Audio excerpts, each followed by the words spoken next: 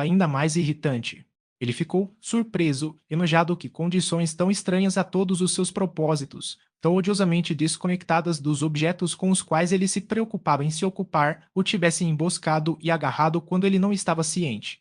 E não havia apenas a dívida real, havia a certeza de que, em sua posição atual, ele deveria continuar aprofundando-a.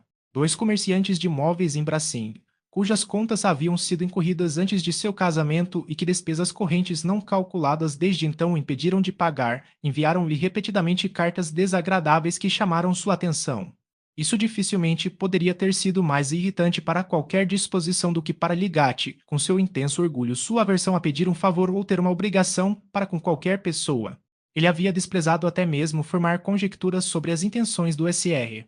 Visse em questões financeiras, e nada além de extremidades poderia tê-lo induzido a recorrer ao sogro, mesmo que ele não tivesse sido informado de várias maneiras indiretas desde seu casamento que os próprios negócios do SR. Visse não estavam florescendo e que a expectativa de ajuda dele seria ressentida.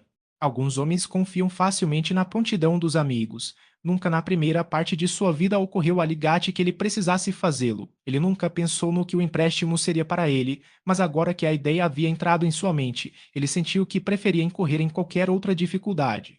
Nesse ínterim, ele não tinha dinheiro ou perspectivas de dinheiro, e sua prática não estava ficando mais lucrativa.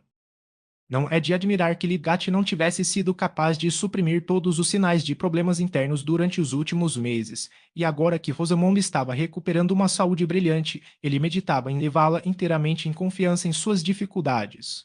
Uma nova conversa com as contas dos comerciantes forçou seu raciocínio a um novo canal de comparação. Ele começou a considerar de um novo ponto de vista o que era necessário e desnecessário nas mercadorias encomendadas e a ver que deveria haver alguma mudança de hábitos. Como tal mudança poderia ser feita sem a concordância de Rosamond?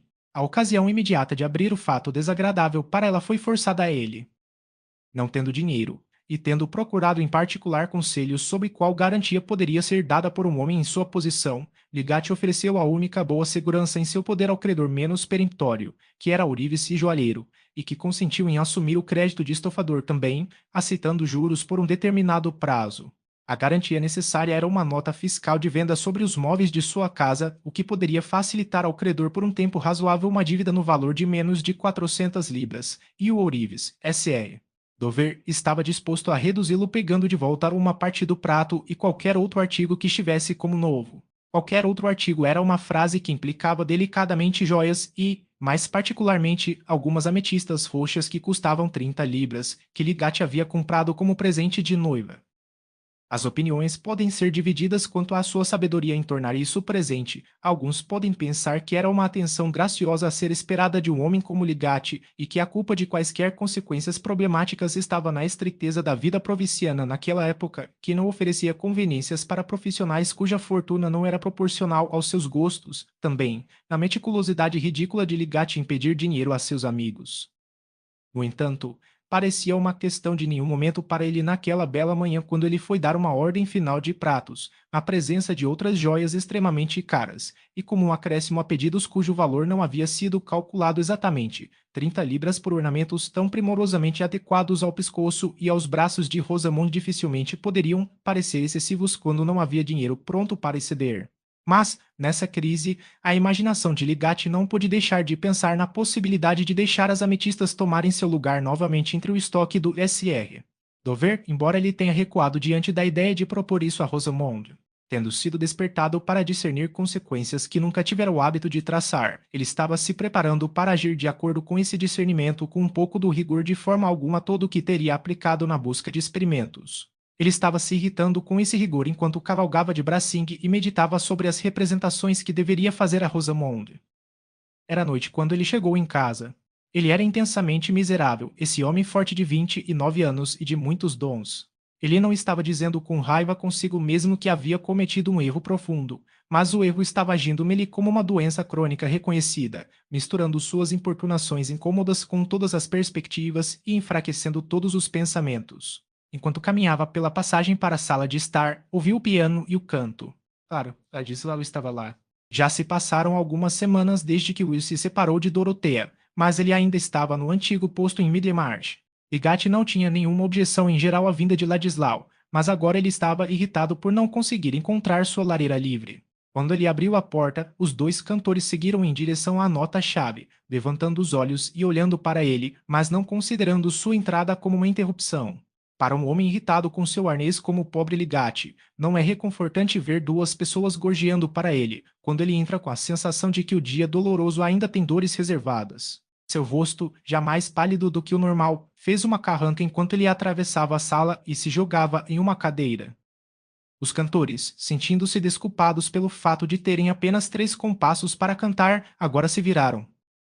Como você está, Ligrate? Disse Will, adiantando-se para apertar as mãos. Ligrate pegou sua mão, mas não achou necessário falar. Você já jantou, Tércio? Eu esperava você muito antes, disse Rosamond, que já tinha visto que seu marido estava de mau humor. Ela se sentou em seu lugar habitual enquanto falava. Eu jantei. Eu gostaria de um pouco de chá, por favor, disse Ligate secamente, ainda carrancudo e olhando marcadamente para as pernas esticadas diante dele. Will foi rápido demais para precisar de mais. Eu irei embora, disse ele, alcançando o chapéu. O chá está chegando, disse Rosamond, por favor, não vá. Sim, Lidgate está entediado, disse Will, que tinha mais compreensão de Lidgate do que Rosamond e não se ofendeu com seus modos, imaginando facilmente causas externas de aborrecimento. Há mais necessidade de você ficar, disse Rosamond, brincando e com seu sotaque mais leve. Ele não vai falar comigo a noite toda. Sim, Rosamond, eu vou, disse Lidgate em seu forte barítono. Tenho alguns negócios sérios para falar com você. Nenhuma introdução do negócio poderia ter sido menos parecida com a que Ligate pretendia, mas sua maneira indiferente tinha sido muito provocadora. Ah, você vê, disse Will. Vou à reunião sobre o Instituto de Mecânica. Adeus, e ele saiu rapidamente da sala. Rosamond não olhou para o marido, mas logo se levantou e tomou seu lugar diante da bandeja de chá. Ela estava pensando que nunca o vira tão desagradável. Legate virou seus olhos escuros para ela e observou-a enquanto ela delicadamente manuseava o serviço de chá com os dedos cônicos, e olhava para os objetos imediatamente à sua frente, sem nenhuma curva no rosto perturbada e ainda com um protesto inefável em seu ar contra todas as pessoas com maneiras desagradáveis. Por um momento, ele perdeu o sentido de sua ferida em uma súbita especulação sobre essa nova forma de impassibilidade feminina, revelando-se na estrutura semelhante a uma sífide que ele uma vez interpretara como sinal de uma sensibilidade pronta e inteligente. Sua mente olhando de volta para Laura enquanto olhava para Rosamond, ele disse interiormente: ela me mataria porque eu a cansei? Então, é assim com todas as mulheres. Mas esse poder de generalização, que dá aos homens tanta superioridade no erro sobre os animais mudos, foi imediatamente frustrado pela lembrança de Ligate de impressões surpreendentes do comportamento de outra mulher, dos olhares e tons de emoção de Dorothea sobre seu marido quando Ligate começou a atendê-lo de seu grito apaixonado para ser ensinado o que melhor confortaria aquele homem por causa de quem parecia que ela deveria reprimir todos os impulsos e insetos anseios de fidelidade e compaixão. Essas impressões revividas se sucederam rápida e sonhadoramente na mente de Ligate enquanto o chá estava sendo preparado. Ele fechou os olhos no último instante de devaneio enquanto ouvia Dorothea dizer: aconselhe-me, pense no que posso fazer. Ele esteve toda a sua vida trabalhando e olhando para frente. Ele não se importa com mais nada e eu não me importo com mais nada. Aquela voz de feminilidade profunda permaneceu dentro dele como as concepções inflamadas de gênio morto e cético permaneceram dentro dele. Não há um gênio para se sentir nobremente que também reina sobre os espíritos humanos e suas conclusões. Os tons eram uma música da qual ele estava se afastando. Ele realmente havia caído em um cochilo momentâneo. Quando Rosamond disse em seu jeito neutro prateado: aqui está o seu chá, Tertius, colocando-o na pequena mesa ao seu lado, e então voltou para o lugar dela sem olhar para ele. Ligate foi muito apressado em atribuir insensibilidade a ela, à sua maneira. Ela era sensível o suficiente e tirava impressões duradouras. Sua impressão agora era de ofensa e repulsa. Mas então, Rosamond não tinha carrancas e nunca levantara a voz. Ela tinha a certeza de que ninguém poderia criticá-la com justiça. Talvez Ligate e ela nunca tivessem se sentido tão distantes um do outro antes, mas havia fortes razões para não adiar sua revelação, mesmo que ele já não a tivesse começado por aquele anúncio abrupto. Na verdade, parte do desejo raivoso de despertá-la para mais sensibilidade por causa dele, que o levou a falar prematuramente, ainda se misturava com sua dor na perspectiva de sua dor. Mas ele esperou até que a bandeja se acabasse, as velas fossem acesas e o silêncio da noite pudesse ser contado. O intervalo havia deixado tempo para a ternura repelida retornar ao antigo curso. Ele falou gentilmente: querida Rose, deixe seu trabalho e venha sentar-se ao meu lado, disse ele, gentilmente, afastando a mesa e esticando o braço para puxar uma cadeira para perto da sua. Rosamond obedeceu. Quando ela veio em sua direção em sua cortina de musselina transparente e levemente colorida, sua figura esbelta e redonda nunca pareceu mais graciosa. Quando ela se sentou ao lado dele e colocou uma mão no cotovelo de sua cadeira, finalmente olhando para ele e encontrando seus olhos, seu pescoço e bochecha delicados e lábios puramente cortados nunca tiveram mais daquela beleza imaculada que toca como na primavera e na infância e todo o doce frescor. Tocou-lhe Gatti agora e misturou os primeiros momentos de seu amor por ela com todas as outras lembranças que foram despertadas nesta crise de problemas profundos. Ele colocou sua mão ampla suavemente sobre a dela, dizendo: Querido, com a expressão persistente que a afeição dá à palavra. Rosamond também ainda estava sob o poder desse mesmo passado, e seu marido ainda era em parte o Ligatti cuja aprovação havia despertado deleite.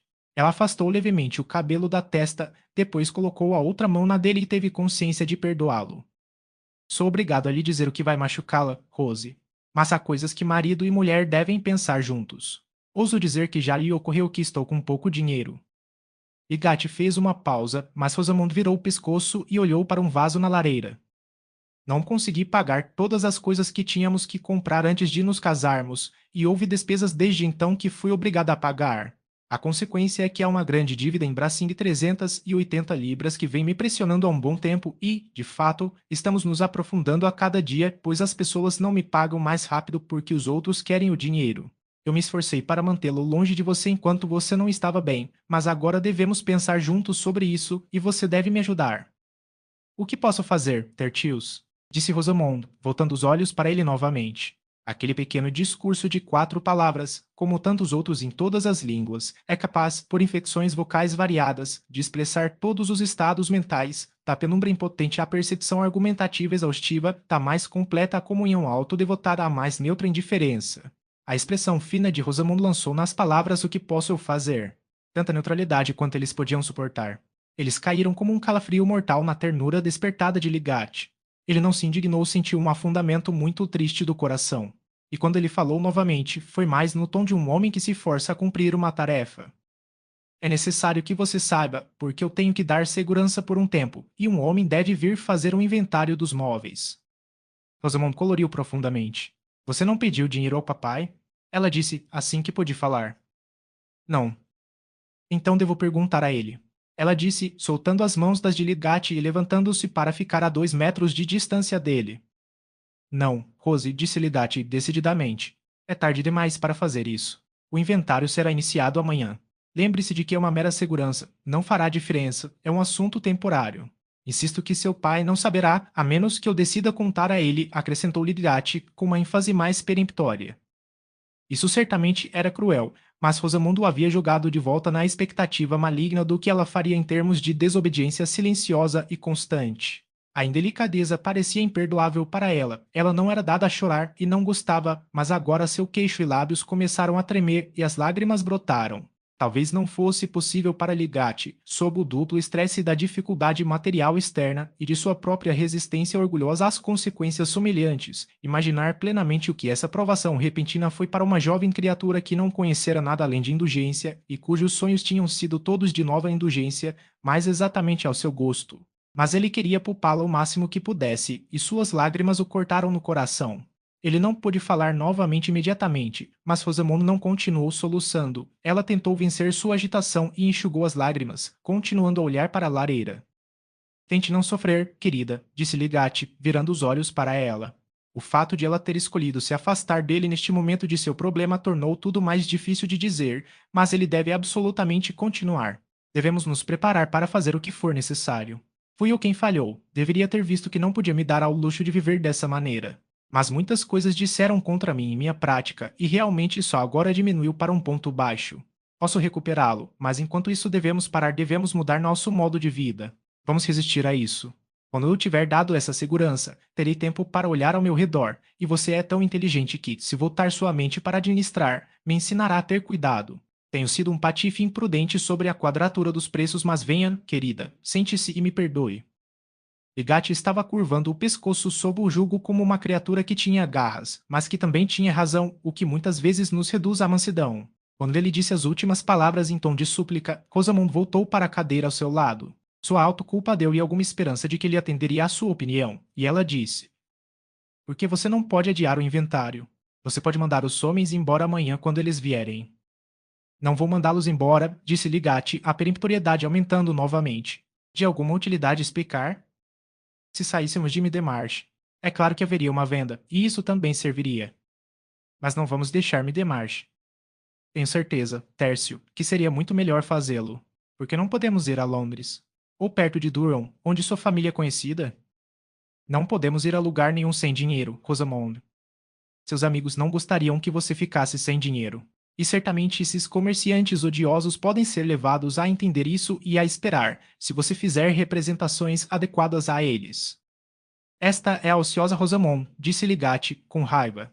Você deve aprender a aceitar meu julgamento sobre questões que não entende. Tomei as providências necessárias e elas devem ser executadas. Quanto aos amigos, não tenho nenhuma expectativa deles e não lhes pedirei nada. Rosamond sentou-se perfeitamente imóvel. O pensamento em sua mente era que, se ela soubesse como Ligati se comportaria, ela nunca teria se casado com ele.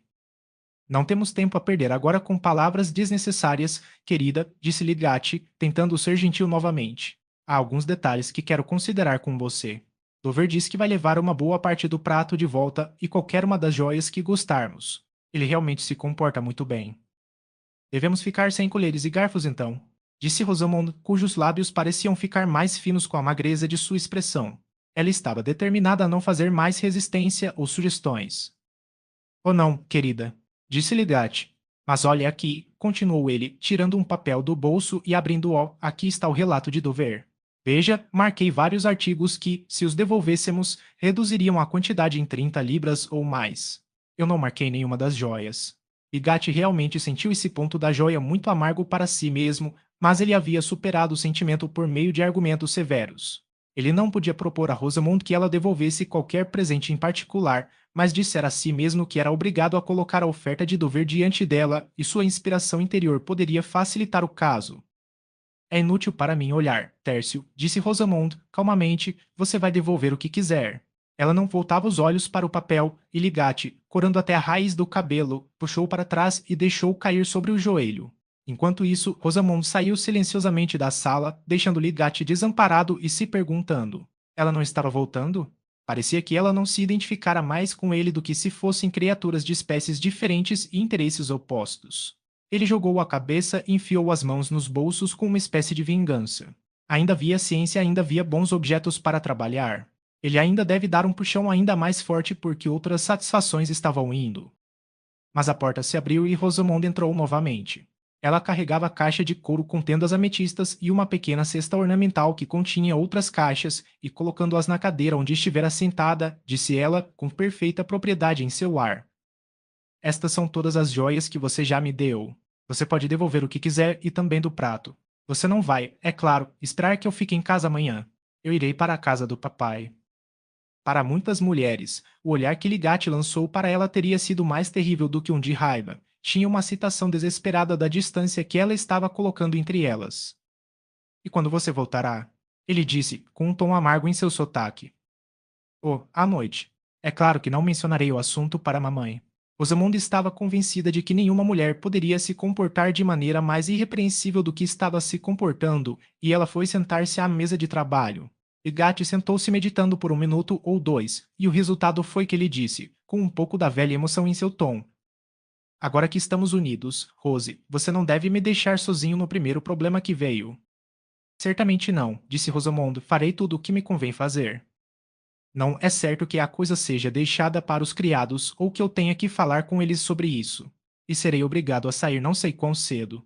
Eu entendo que você se encolhe diante da humilhação desses assuntos financeiros. Mas, minha querida Rosamond, por uma questão de orgulho, que sinto tanto quanto você, certamente é melhor administrar a coisa nós mesmos e deixar que os servos vejam o mínimo possível, e como você é minha esposa, não há como impedir sua participação em minhas desgraças se houver desgraças. Rosamond não respondeu imediatamente, mas finalmente disse: Muito bem, vou ficar em casa. Não tocarei nessas joias, Rose.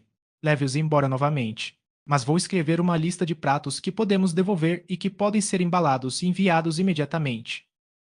Os criados saberão disso, disse Rosamond, com o menor toque de sarcasmo. Bem, devemos atender a algumas necessidades desagradáveis. Onde está a tinta? Eu me pergunto, disse Ligati, levantando-se e jogando o relato na mesa maior onde pretendia escrever.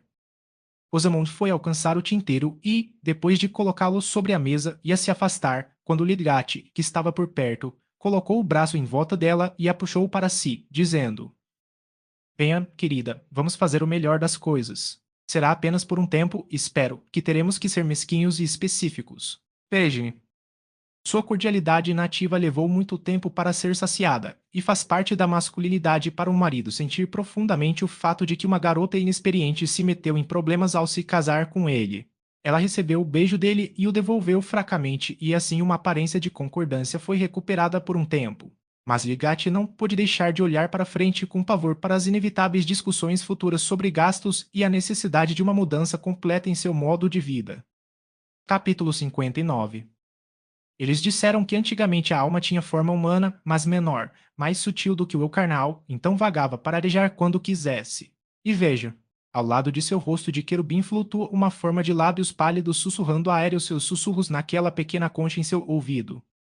As notícias são frequentemente dispersas de forma tão impensada e eficaz quanto o pólen que as abelhas carregam sem ter ideia de quão pulverulentas são quando estão zumbindo em busca de seu néctar particular. Esta bela comparação refere-se a Fred Vince, que naquela noite no presbitério de Lowick ouviu uma discussão animada entre as senhoras sobre as notícias que seu velho servo recebera de Tantrip sobre a estranha menção do S.R. Azalbon ao S.R. Ladislau em um codicilo de seu testamento feito pouco antes de sua morte. A senhorita Winifred ficou surpresa ao descobrir que seu irmão já sabia do fato antes e observou que Camden era o homem mais maravilhoso por saber as coisas e não contá-las, ao que Marigard disse que o codicilo talvez tivesse se misturado com os hábitos das aranhas, que as tá. Ahá. Farroter considerou que a notícia tinha algo a ver com o fato de terem visto apenas uma vez o S.R. Ladislau em Lowick, e as tá. Noble fez muitos pequenos miados compassivos. Frei sabia pouco e se importava menos com Ladislau e os Casalbons, e sua mente nunca voltou a essa discussão até que um dia, chamando Rosamund a pedido de sua mãe para entregar uma mensagem quando ele passasse, ele viu Ladislau indo embora. Frei e Rosamund tinham um pouco a dizer um ao outro agora que o casamento a havia removido da colisão com o desagrado dos irmãos, e especialmente agora que ele havia dado o passo estúpido e até repreensível de desistir da igreja para assumir um negócio como o do S.R. Por isso, Freire falou preferencialmente sobre o que considerava notícias indiferentes, e a propósito daquele jovem Ladislau mencionou o que ouvira no presbitério de Lowick. Ora, Ligati, como o S.R. Farebroter sabia muito mais do que contava, e quando uma vez foi colocado pensando sobre a relação entre Will e Dorothea, suas conjecturas foram além do fato. Ele imaginou que havia um apego apaixonado de ambos os lados, e isso pareceu sério demais para fofocar. Ele se lembrou da irritabilidade de Will quando mencionou Asra, casal bom, e foi o mais circunspecto. No geral, suas suposições, além do que ele sabia do fato, aumentaram sua amizade e tolerância para com Ladislau e o fizeram entender a vacilação que o mantinha em Middlemarch depois que ele disse que deveria ir embora.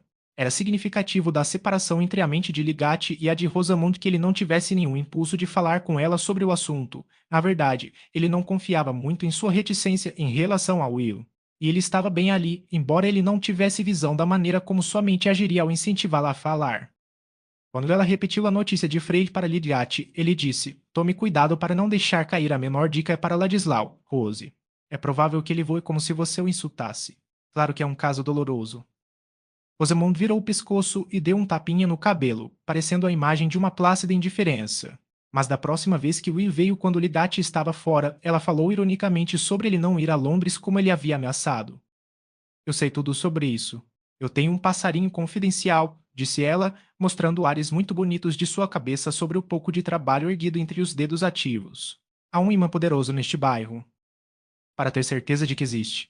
Ninguém sabe disso melhor do que você, disse Will, com leve galanteria, mas interiormente preparado para ficar com raiva. É realmente o romance mais encantador, o S.R.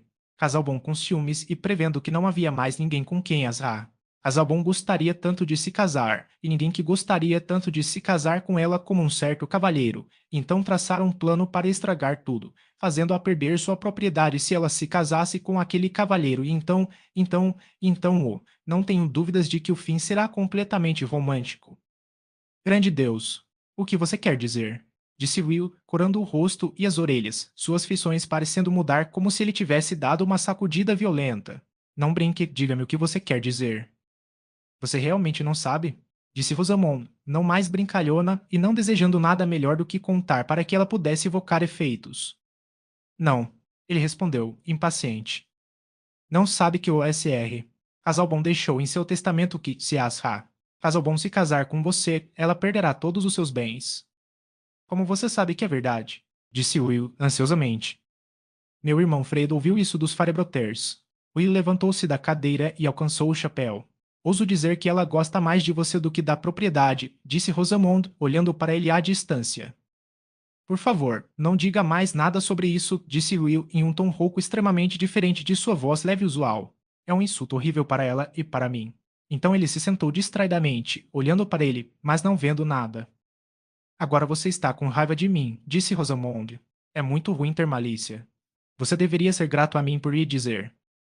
Então eu sou, disse Will, abruptamente, falando com aquele tipo de alma dupla que pertence aos sonhadores que respondem a perguntas. Espero ouvir sobre o casamento, disse Rosamond, brincando. Nunca. Você nunca vai ouvir falar do casamento. Com essas palavras pronunciadas impetuosamente, Will se levantou, estendeu a mão para Rosamond, ainda com ar de sonâmbulo, e foi embora. Quando ele se foi, Rosamond deixou a cadeira e caminhou para o outro lado da sala, inclinando-se quando chegou contra um chifoniere e olhando pela janela cansada. Ela foi oprimida pelo tédio e por aquela insatisfação que na mente das mulheres está continuamente se transformando em um ciúme trivial, não se referindo a nenhuma reivindicação real, brotando de nenhuma paixão mais profunda do que a vaga exatidão do egoísmo e ainda capaz de impulsionar a ação e a fala. Realmente não há nada para se importar muito, disse a pobre Rosamond interiormente, pensando na família de Qualindon, que não escreveu para ela e que talvez Tércio, quando voltasse para casa, a provocasse sobre as despesas. Ela já o havia desobedecido secretamente, pedindo ao pai que os ajudasse, e ele terminou decisivamente dizendo: é mais provável que eu queira ajuda. Capítulo 60. Boas frases são certamente e sempre foram muito louváveis. Poucos dias depois, já era o final de agosto, houve uma ocasião que causou alguma agitação em Middlemarch. O público, se quisesse, teria a vantagem de comprar, sob os distintos auspícios do Lessier, por próprio Trumbull, os móveis, livros e quadros que qualquer um poderia ver pelos convites como os melhores de todos os tipos, pertencente a Edwin Larcher Isk. Esta não foi uma das vendas que indicavam a depressão do comércio, pelo contrário, foi devido ao grande sucesso do SR. Asher no negócio de transporte, que justificou a compra de uma mansão perto de Riverstone já mobiliada em alto estilo por um ilustre médico de spa mobiliada de fato com molduras tão grandes de pinturas caras na sala de jantar, que Asher ficou nervosa até se tranquilizar ao descobrir que os assuntos eram bíblicos. Daí a excelente oportunidade para os compradores, que foi bem apontada nos folhetos do SR. Por Trumbull, cujo conhecimento da história da arte lhe permitiu afirmar que a mobília do salão, a ser vendida sem reserva, compreendia uma peça de escultura de um contemporâneo de Gibbons. Em Middlemarch, naquela época, uma grande venda era considerada uma espécie de festival. Havia uma mesa posta com os melhores comestíveis frios, como em um funeral superior, e foram oferecidas facilidades para beber generosamente copos alegres que poderiam levar a lances generosos e alegres por artigos indesejáveis. A venda do SR. Larcher foi mais atraente com o bom tempo porque a casa ficava bem no final da cidade, com um jardim e estábulos anexos, naquela agradável questão de Middlemarch chamada London Roar, que também era a estrada para o meu hospital e para a residência aposentada do SR. Bulstrode, conhecida como Shrubs. Em suma, o leilão era tão bom quanto uma feira e atraía todas as classes com lazer no comando, para alguns, que se arriscavam a fazer lances para simplesmente aumentar os preços. Era quase igual a apostar nas corridas. No segundo dia, quando os melhores móveis deveriam ser vendidos, todo mundo estava lá, até mesmo o SR. Exiger, o reitor de ST. PTs olhou por um curto período de tempo, desejando comprar a mesa esculpida, e se acotovelou com o SR. Umbridge e o SR. Havia uma coroa de flores de damas Middlemarch acomodadas com assentos ao redor da grande mesa da sala de jantar, onde o SR. Portropton Bull estava montado com escrivaninha e martelo, mas as fileiras principalmente de rostos masculinos atrás eram frequentemente variadas de entrada e saída, tanto da porta quanto da grande janela em arco que dava para o gramado. Todos naquele dia não incluíam o SR. Bulstrode, cuja saúde não suportava multidões e correntes de ar. Mas Bulstrode desejava particularmente ter uma certa imagem e uma ceia em Emaús, atribuída no catálogo a Guido e no último momento antes do dia da venda, o SR. Bulstrode ligou para o escritório do Pioneer, do qual ele agora era um dos proprietários, para implorar ao SR. Ladislau como um grande favor que ele gentilmente usasse seu notável conhecimento de quadros em nome da SA. Bulstrode, e julgar o valor desta pintura em particular se, acrescentou o banqueiro escrupulosamente educado, o comparecimento à venda não interferiria nos preparativos para sua partida, que eu sei que é iminente. Essa ressalva poderia ter soado bastante satírica ao ouvido de Will se ele estivesse com vontade de se importar com tal sátira.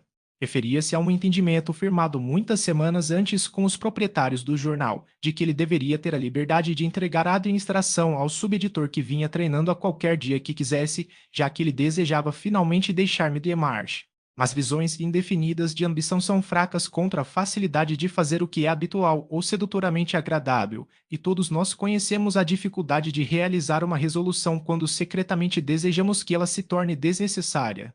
Em tais estados de espírito, a pessoa mais incrédula tem uma inclinação particular para o milagre. Impossível conceber como o nosso desejo poderia ser realizado. Ainda assim, coisas muito maravilhosas aconteceram.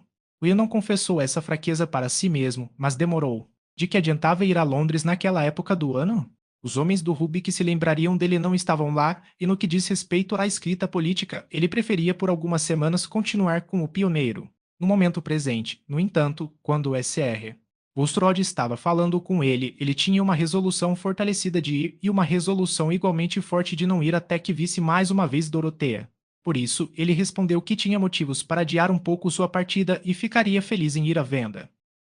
Ele estava com um humor desafiador, sua consciência profundamente ferida com o pensamento de que as pessoas que olhavam para ele provavelmente sabiam de um fato equivalente a uma acusação contra ele como um sujeito com desígnios baixos que deveriam ser frustrados por uma alienação de propriedade. Como a maioria das pessoas que afirmam sua liberdade em relação à distinção convencional, ele estava preparado para ser repentino e rápido em brigar com qualquer um que pudesse sugerir que ele tinha razões pessoais para essa afirmação que havia algo em seu sangue, seu porte ou seu caráter ao qual ele deu a máscara de uma opinião. Quando ele estava sob uma impressão irritante desse tipo, ele passava dias com um olhar desafiador, a cor mudando em sua pele transparente como se ele estivesse no que vive, procurando por algo que ele tinha que disparar. Essa expressão era peculiarmente perceptível nele na venda, e aqueles que só o viram em seu humor de gentil estranheza ou de prazer brilhante teriam ficado impressionados com o contraste. Ele não lamentava ter essa ocasião de aparecer em público diante das tribos Middlemarch de Toller, Akput e o resto, que o desprezavam como um aventureiro e estavam em um estado de ignorância brutal sobre Dante que zombava de seu sangue polonês e eram de uma raça que precisava muito de cruzamento. Ele estava em um lugar visível não muito longe do leiloeiro, com um dedo indicador em cada bolso lateral e a cabeça jogada para trás, sem se importar em falar com ninguém, embora tivesse sido cordialmente recebido como um conhecedor pelo SR. Trumbull, que estava desfrutando da maior atividade de suas grandes faculdades. E certamente entre todos os homens cuja vocação exige que eles exibam seus poderes de fala, o mais feliz é um próspero leiloeiro provinciano profundamente atento às suas próprias piadas e sensível ao seu conhecimento enciclopédico. Algumas pessoas saturninas de sangue azedo podem objetar a insistir constantemente nos méritos de todos os artigos, de botas a Bergens, mas o S.R. Por próprio Trumbull tinha um líquido gentil em suas veias. Ele era um admirador por natureza e gostaria de ter o universo sob seu martelo, sentindo que seria mais alto por sua recomendação. Enquanto isso, a mobília da sala de estar da Sa. Archer era suficiente para ele. Quando Will Ladislau entrou, um segundo paralama, que se dizia ter sido esquecido em seu devido lugar, de repente reivindicou o entusiasmo do leiloeiro, que ele distribuiu com base no princípio equitativo de elogiar as coisas que mais precisaram de elogios. O paralama era de aço polido, com muito trabalho aberto em forma de lanceta e uma borda afiada. Agora, senhoras, disse ele, vou apelar para vocês. Aqui está um para-choque que em qualquer outra venda dificilmente seria oferecido sem reserva, sendo, como posso dizer, pela qualidade do aço e singularidade do design, um tipo de coisa que o SR. Trumbull baixou a voz e tornou-se ligeiramente nasal, aparando os contornos com o dedo esquerdo que pode não se enquadrar nos gostos comuns. Permita-me dizer-lhe que, aos poucos, esse estilo de acabamento será o único em voga à meia coroa, você disse. Obrigado indo à meia coroa este para-choque característico, e tenho informações particulares de que o estilo antigo é muito procurado nos altos escalões. 3 shillings 3 e 6 pence segure-o bem, Joseph. Olhem, senhoras, para a castidade do projeto não tenho dúvidas de que foi produzido no século passado. 4 shillings, SR. Não sei. 4 shillings. Não é uma coisa que eu colocaria na minha sala de estar, disse Asa. Não sei, audivelmente, para o aviso do marido precipitado. Eu me pergunto sobre Asa. Asher. A cabeça de cada criança abençoada que caísse contra ela seria cortada em duas. O fio é como uma faca. É verdade, retrucou o SR. Trumbull, rapidamente, e o mais incomum é ter um para-choque à mão que cortará se você tiver uma gravata de couro ou um pedaço de barbante que queira ser cortado e nenhuma faca à mão. Muitos homens foram deixados pendurados porque não havia faca para cortá-lo. Senhores, aqui está um para-choque que, se vocês tivessem a infelicidade de se enforcar, os cortaria em pouco tempo com uma rapidez surpreendente. 4 e 6 pence 5 e 6 pence, uma coisa apropriada para um quarto de hóspedes onde havia um dossel e um convidado um pouco fora de si. 6 shillings, obrigado. SR. Entupindo a 6 shillings induído. O olhar do leiloeiro, que procurava ao seu redor com uma suscetibilidade sobrenatural a todos os sinais de lances, caiu no papel diante dele, e sua voz também caiu em um tom de despacho indiferente quando ele disse: SR. Tentou. Seja o tio Joseph. Valeu 6 shillings para ter um para-choque em que você sempre pudesse contar essa piada, disse o SR. Pintup, rindo baixo e se desculpando com seu próximo vizinho. Ele era um berçário tímido, embora distinto, e temia que o público pudesse considerar sua oferta tola. Enquanto isso, Joseph trouxera uma bandeja cheia de pequenos artigos. Agora, senhoras, disse o SR. Trumbull, pegando um dos artigos, esta bandeja contém um lote muito recheio e uma coleção de ninharias para a mesa da sala de estar, e ninharias fazem a soma das coisas humanas, nada mais importante do que ninharias, sim, SR. Ladislau, sim, aos poucos, mas passe a bandeja, Joseph, essas bijuterias devem ser examinadas, senhoras. Isso que tenho em minhas mãos é um artifício engenhoso, uma espécie de rebus prático. Posso chamá-lo. Aqui, você vê, parece uma elegante caixa em forma de coração, portátil para o bolso. Lá, novamente, torna-se como uma esplêndida flor dupla, um ornamento para a mesa, e agora o SR. Trumbull permitiu que a flor caísse alarmantemente em fileiras de folhas em forma de coração, um livro de enigmas. Nada menos que 500 impressos em um lindo vermelho. Senhores, se eu tivesse menos consciência, não desejaria que vocês fizessem um lance alto por este lote, eu mesmo anseio por isso. O que pode promover a alegria inocente, e posso dizer virtude, mais do que um bom enigma? Impede a linguagem profana e prende o homem à sociedade de mulheres refinadas. Este engenhoso artigo em si, sem a elegante caixa de dominó, cesta de cartas, etc., deveria por si só dar um preço alto ao lote. Carregado no bolso, pode ser bem-vindo individualmente em qualquer sociedade. 4 shillings, senhor. 4 shillings para esta notável coleção de enigmas com ética carteiras. Aqui está uma amostra. Como você deve soletrar mel para fazê-lo pegar joaninhas? Responda dinheiro. Você ouve? Joaninhas, dinheiro de mel. Esta é uma diversão para aguçar o intelecto. Tem uma picada, tem o que chamamos de sátira e sagacidade sem indecência. 4 e 6 pence 5 shillings. A licitação continuou com uma rivalidade crescente. O SR. Boer era um licitante, e isso era muito exasperante. Boer não podia pagar e só queria impedir que todos os outros homens fizessem uma figura. A corrente carregou até o SR. Urrou com ela, mas esse compromisso de si mesmo com uma opinião caiu dele com tão pouco sacrifício de sua expressão neutra que a oferta poderia não ter sido detectada como sua, mas pelos juramentos amigáveis do SR. Bambridge, que queria saber o que o Roco faria com coisas malditas adequadas apenas para armarinhos entregues àquele estado de perdição que o negociante de cavalos tão cordialmente reconheceu na maioria das existências terrenas. O lote foi finalmente derrubado por um guinéu para o SR. Spilkins, um jovem slender da vizinhança, que era imprudente com seu dinheiro de bolso e sentia falta de memória para enigmas. Venha, Trumbull, isso é muito ruim, você está colocando o lixo de uma velha empregada na venda, murmurou o SR. Toller, aproximando-se do leiloeiro. Quero ver como vão as pegadas e devo sair logo. Imediatamente, SR. Toller. Foi apenas um ato de benevolência que seu nobre coração aprovaria. Joseph. Rápido com as impressões, lote 235.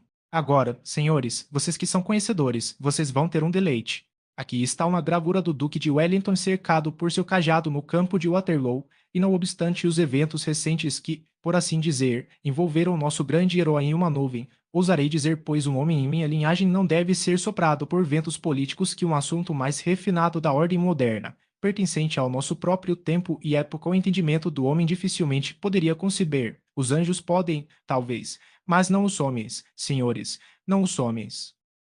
Quem pintou? disse o SR. Baudrel, muito impressionado. É uma prova antes da carta, SR. Poderelo, o pintor não é conhecido, respondeu Trumbull, com uma certa respiração ofegante em suas últimas palavras, após o que ele franziu os lábios e olhou em volta.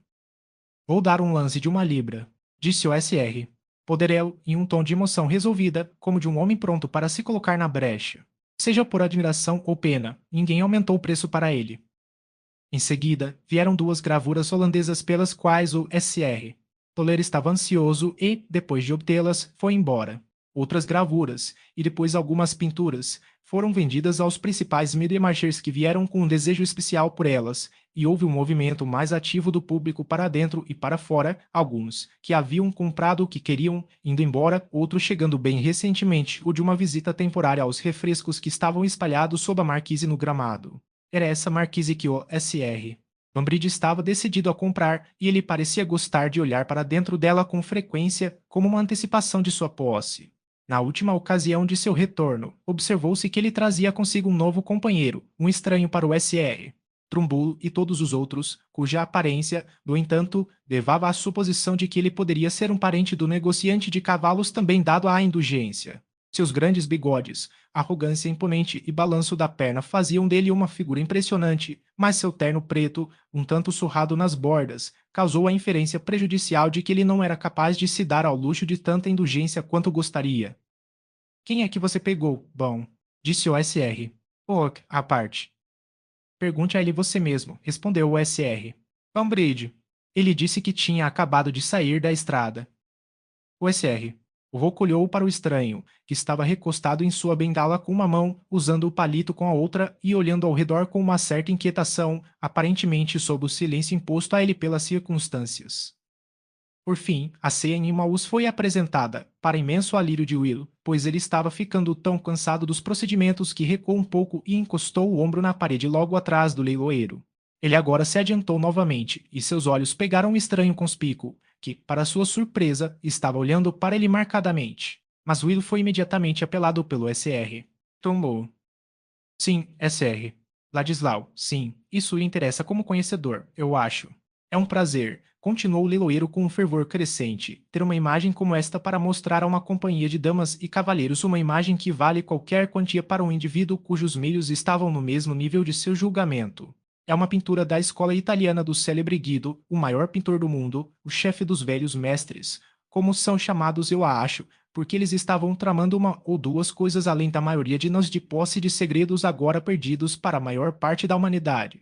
Deixe-me dizer isso, senhores, eu vi muitas fotos dos velhos mestres, e nem todas estão à altura dessa marca, algumas delas são mais escuras do que você gostaria e não são assuntos familiares. Mas aqui está um Guido, a moldura por si só vale libras, que qualquer senhora pode se orgulhar de pendurar uma coisa adequada para o que chamamos de refeitório em uma instituição de caridade, se algum cavalheiro da corporação quiser mostrar sua generosidade. Vire um pouco, senhor? Sim. Joseph, vire um pouco para o SR. Ladislau SR. Ladislau, tendo estado no exterior, entende o mérito dessas coisas, você observa. Todos os olhos se voltaram por um momento para Will, que disse, friamente, 5 libras. O leiloeiro explodiu em profundo protesto. Ah, SR. Ladislau. O quadro por si só vale isso. Senhoras e senhores, para o crédito da cidade. Suponha que seja descoberto daqui em diante que uma joia de arte esteve entre nós nesta cidade, e ninguém em Middlemarch acordou para isso. 5 guinéus 5,765,10. Ainda assim, senhoras, ainda. É uma joia, e muitas joias, como diz o poeta, foi permitida a um preço nominal porque o público não sabia melhor, porque era oferecida em círculos onde havia, eu ia dizer, um sentimento baixo, mas não. 6 libras, 6 guinéus, um guido de primeira ordem custando 6 guinéus é um insulto à religião. Senhoras, toca a todos nós como cristãos, senhores, que um assunto como este deva chegar a um valor tão baixo, 6 libras 10,7. O lance foi rápido e Will continuou a compartilhá-lo, lembrando-se de que Bulstrode tinha um forte desejo pelo quadro e pensando que ele poderia esticar o preço para 12 libras. Mas foi derrubado para ele por 10 guinéus, após o que lhe abriu caminho em direção à janela da proa e saiu. Ele escolheu ir para debaixo da marquise para pegar um copo d'água, estando quente e com sede. Estava vazio de outros visitantes, e ele pediu à mulher presente que lhe trouxesse um pouco de água fresca. Mas antes que ela fosse embora, ele ficou irritado ao ver entrar o estranho florido que o encarara. Naquele momento, Will percebeu que o homem poderia ser um daqueles insetos parasitas políticos do tipo inchado que uma ou duas vezes afirmaram conhecê-lo como tendo ouvido falar sobre a questão da reforma e que poderiam pensar em ganhar um shilling com as notícias. Sob essa luz, sua pessoa, já bastante calorosa de se ver em um dia de verão, parecia mais desagradável, e Will, meio sentado no cotovelo de uma cadeira de jardim, desviou os olhos cuidadosamente do recém-chegado. Mas isso significava pouco para nosso conhecimento, o SR. Afis, que nunca hesitou em se impor à observação involuntária se fosse adequado ao seu propósito fazê-lo. Ele deu um ou dois passos até estar na frente de Will e disse com pressa: Com licença, SR. Ladislau, o nome de sua mãe era Sarah Dunkirk. Will, começando a se levantar, deu um passo para trás, franzindo a testa e dizendo com alguma ferocidade: Sim, senhor, foi. E o que é isso para você? Foi da natureza de Will que a primeira faísca que ele lançou foi uma resposta direta da pergunta e um desafio das consequências. Ter dito: O que é isso para você? Em primeira instância, teria parecido embaralhar como se ele se importasse com quem sabia alguma coisa sobre sua origem. Afes, por sua vez, não tinha a mesma ânsia por uma colisão que estava implícita no ar ameaçador de Ladislau. O jovem magro com a pele de sua garota parecia um gato-tigre pronto para saltar sobre ele. Sob tais circunstâncias, o prazer do SR. Afes em irritar sua companhia foi mantido em suspenso. Sem ofensa, meu bom senhor, sem ofensa. Só me lembro de sua mãe, a conheci quando ela era menina. Mas é seu pai que você apresenta, senhor. Tive o prazer de ver seu pai também. Pais vivos, SR. Ladislau. Não, trovejou Will na mesma atitude de antes. Ficaria feliz em lhe prestar um serviço, SR. Ladislau por jovem, eu deveria. Esperar nos encontrarmos novamente. Em seguida, Afis, que havia levantado o chapéu com as últimas palavras, virou-se com um balanço da perna e foi embora. Will cuidou dele por um momento e pôde ver que ele não voltou a entrar na sala de leilões, mas parecia estar caminhando em direção à estrada. Por um instante, ele pensou que tinha sido tolo em não deixar o homem continuar falando, mas não. No geral, ele preferia prescindir do conhecimento dessa fonte. Mais tarde, à noite, no entanto, Aflis o alcançou na rua e, parecendo ter esquecido a aspereza de sua recepção anterior ou pretender vingá-la com uma familiaridade indulgente, cumprimentou jovialmente e caminhou ao seu lado, comentando a princípio sobre a simpatia da cidade e da vizinhança. Will suspeitou que o homem estava bebendo e estava pensando em como sacudi-lo quando Raffles disse: Eu mesmo estive no exterior, SR. Ladislau ouviu o mundo costumava negociar um pouco. Foi em Bologna que vi seu pai uma semelhança muito incomum que você é dele, por jovem. Boca, nariz, olhos, cabelo solto de sua testa como dele um pouco no estilo estrangeiro. John Bull não faz muito disso. Mas seu pai estava muito doente quando o vi. Senhor. Mãos que você pode ver através. Você era um jovem pequeno então. Ele ficou bom? Não, disse Will secamente. Ah, posso. Muitas vezes me perguntei o que aconteceu com sua mãe. Ela fugiu de seus amigos quando era uma jovem moça, uma moça orgulhosa e bonita por jovem. Eu sabia a razão pela qual ela fugiu, disse Raffles, piscando lentamente enquanto olhava de soslaio para Will. Você não sabe nada desonroso dela, senhor, disse Will, voltando-se para ele de forma bastante selvagem. Mas o SR. Raffles agora não era sensível a tons de maneiras. Nem um pouco, disse ele, balançando a cabeça decisivamente. Ela era um pouco honrada demais para gostar de seus amigos, era isso. Aqui Raffles novamente piscou lentamente. Deus te abençoe. Eu sabia tudo sobre eles um pouco no que você pode chamar de linha de ladrão respeitável alto estilo de casa de recepção em um de seus buracos e cantos de primeira classe. Loja de tapas, altos lucros e sem erros. Mas senhor, Sarah não saberia nada sobre isso, uma jovem arrojada que ela era um bom internato adequado para a esposa de um lord e apenas Archie Duncan julgou nela por despeito, porque ela não teria nada a ver com ele. Então ela fugiu de toda preocupação. Viajei por eles, senhor, de maneira cavalheiresca com um alto salário. Eles não se importaram que ela fugisse no início pessoas piedosas, senhor, muito piedosas, e ela estava para o palco. O filho estava vivo na época e a filha estava com desconto. Aqui estamos no Blue Bull. O que você acha, SR? Ladislau, vamos entrar e tomar um copo? Não. Devo dizer boa noite, disse Will, subindo uma passagem que levava ao portão de Louis e quase correndo para sair do alcance de Raffles.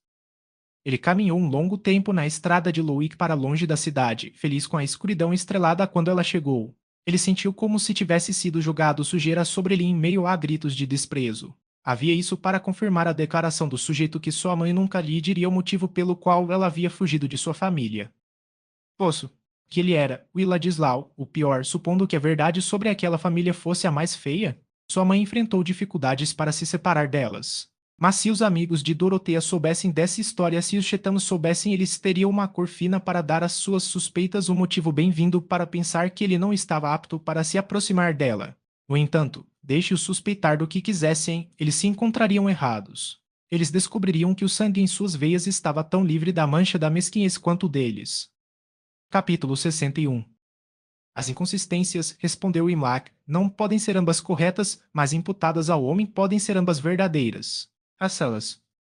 Na mesma noite, quando o Sr.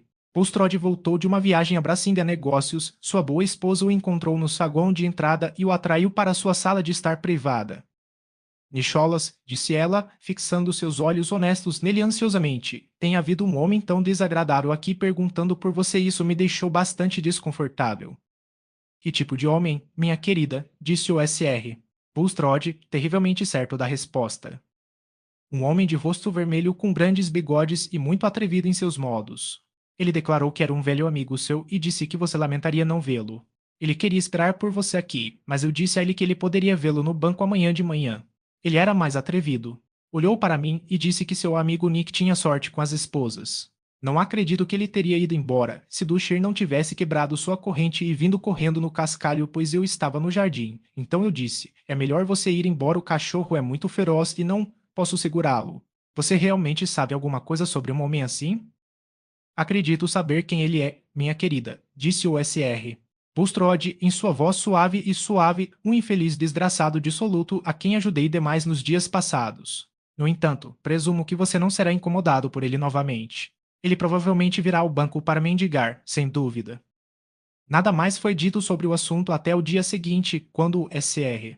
Bulstrode voltou da cidade e estava se vestindo para o jantar. Sua esposa, sem ter certeza de que ele havia voltado para casa, olhou para o camarim e o viu sem o casaco e a gravata, apoiando um braço em uma cômoda e olhando distraidamente para o chão.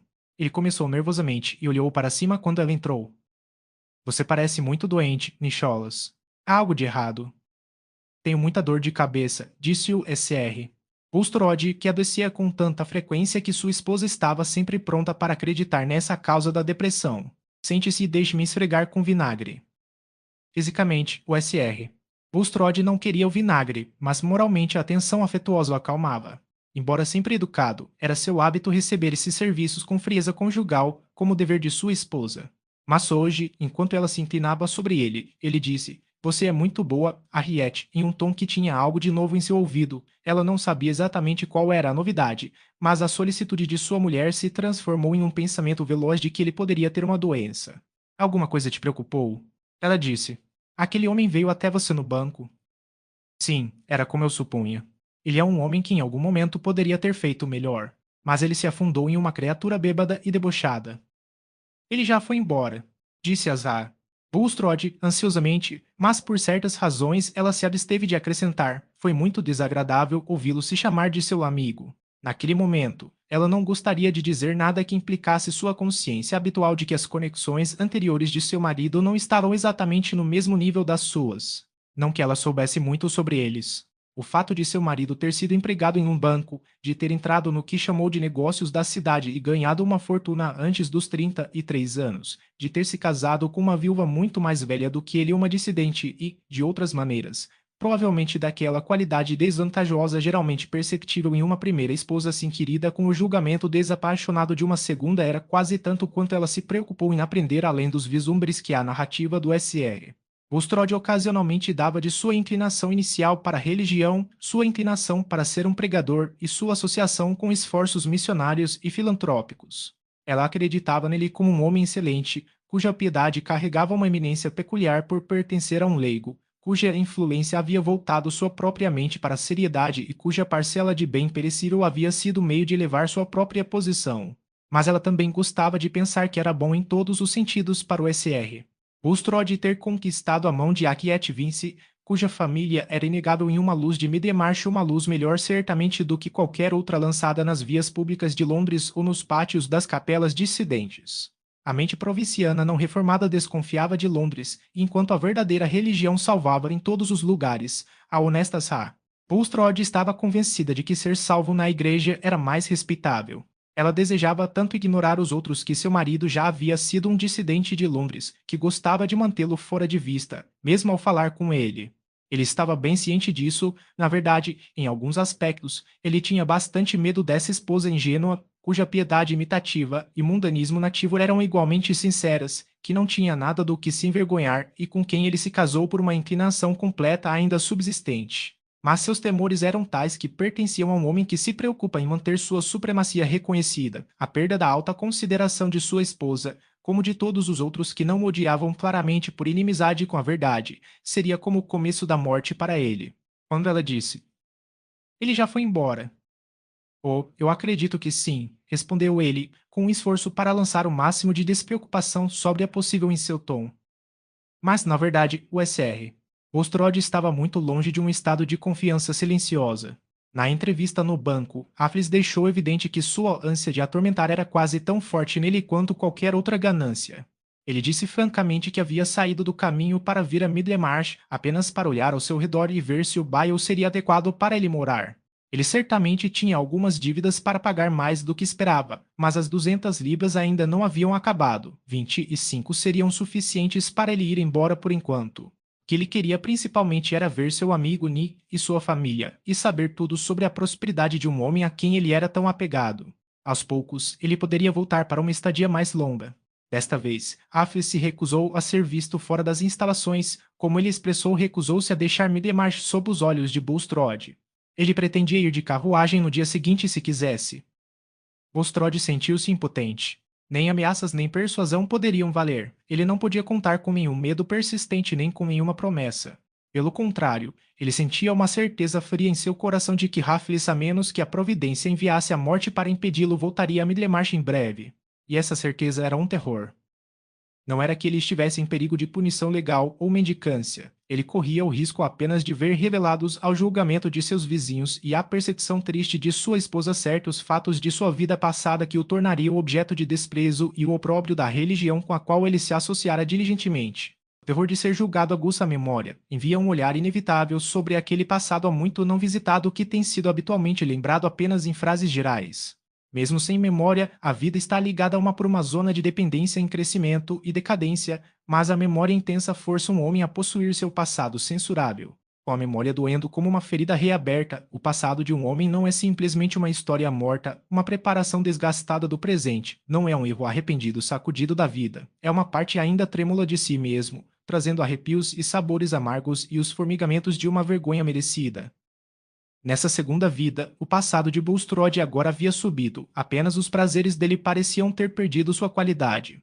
Noite e dia, sem interrupção, exceto um breve sono que apenas teceu retrospecto e medo em um presente fantástico, ele sentiu as cenas de sua vida anterior se interpondo entre ele e tudo mais, tão obstinadamente quanto quando olhamos pela janela de uma sala iluminada. Os objetos para os quais viramos as costas ainda estão diante de nós, em vez da grama e das árvores. Os eventos sucessivos internos e externos estavam lá em uma visão, embora cada um pudesse ser abordado por sua vez, o resto ainda mantinha seu domínio na consciência. Mais uma vez, ele se viu o jovem funcionário do banqueiro, com uma pessoa agradável, tão inteligente em números quanto fluente na fala e afeiçoado à definição teológica, um membro eminente, embora jovem, de uma igreja calvinista dissidente em Highbury, tendo tido uma experiência notável na convicção do pecado e no senso de perdão. Mais uma vez, ele se ouviu chamado como o irmão Bulstrode em reuniões de oração, falando em plataformas religiosas, pregando em casas particulares. Mais uma vez, ele se sentiu pensando no ministério como possivelmente sua vocação e inclinado ao trabalho missionário. Esse foi o momento mais feliz de sua vida. Esse era o local que ele teria escolhido agora para acordar e encontrar o resto um sonho. As pessoas entre as quais o irmão Bulstrode se distinguia eram muito poucas, mas estavam muito próximas dele e despertaram ainda mais sua satisfação. Seu poder se estendia por um espaço estreito, mas ele sentiu seu efeito com mais intensidade. Ele acreditava sem esforço na obra peculiar da graça dentro dele e nos sinais de que Deus o destinava a um instrumento especial. Então veio o momento da transição. Foi com o senso de promoção que teve quando ele, um órfão educado em uma escola comercial de caridade, foi convidado para uma bela vila pertencente ao SR. Dunkerque, o homem mais rico da congregação. Logo ele se tornou íntimo lá, honrado por sua piedade pela esposa, marcado por sua habilidade pelo marido. cuja riqueza se devia a uma cidade florescente e ao comércio do extremo oeste. Esse foi o início de uma nova corrente para sua ambição, direcionando suas perspectivas de instrumentalidade para a união de dons religiosos distintos com negócios bem-sucedidos. Aos poucos, veio uma liderança externa decidida, um sócio subordinado confidencial morreu, e ninguém